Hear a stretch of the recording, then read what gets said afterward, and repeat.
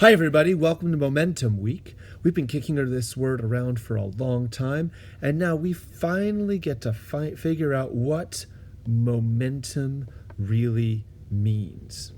So let's get into it. This video will define momentum. I'll read to you from my favorite physics comic book, and we'll do some practice problems to check for your understanding. So going back to Newton's second law, F equals ma, since acceleration is the change of velocity over time, we could say that force is mass times the rate of change of velocity. But Newton believed the correct equation should be force equals the rate of change of mass times velocity, both of them together.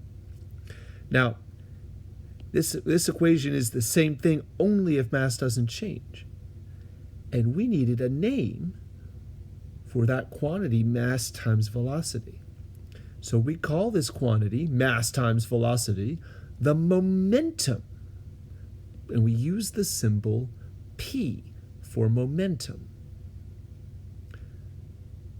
And so now the equation says that force, which we always knew was mass times acceleration, is also dependent on the rate of change of momentum. So we can also say that force equals the change, that's this funny little triangle, of momentum. That's the P, mass times velocity. And remember, the rate of change in velocity is nothing more than acceleration, which is the change in velocity. So it's really saying the same thing. However, we can do some cool stuff with this. As now we can talk about mass and velocity together. We can say that an object with a small mass and a moderate speed, like a runaway baby carriage, MV, has only a moderate momentum. It doesn't require much force to change its momentum to zero. That is, stop it. Small mass, small velocity, small force to stop it. However, a runaway truck, on the other hand, has roughly the momentum of a baby carriage going 1,000,000 miles an hour. So, big mass, small velocity. Same momentum as a small mass with a big velocity. Momentum depends on mass times velocity. Force depends on mass times the change in velocity, the acceleration. Here we go. Let's look at some examples. Let's check for understanding. All right, you can still see me now. What's going to be harder to stop? A train with 10 cars or a train with 7 cars? Keep in mind, the trains are moving at the same speed.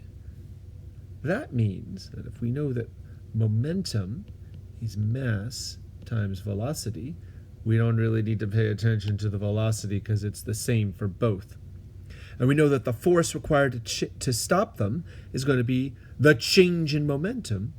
Since the velocity doesn't count, the thing we care about, the variable we care about, is the mass. So which train has a bigger mass? 1, 2, 3, 4, 5, 6, 7, 8, 9, 10? Or 1, 2, 3, 4, 5, 6, 7, 8, 7?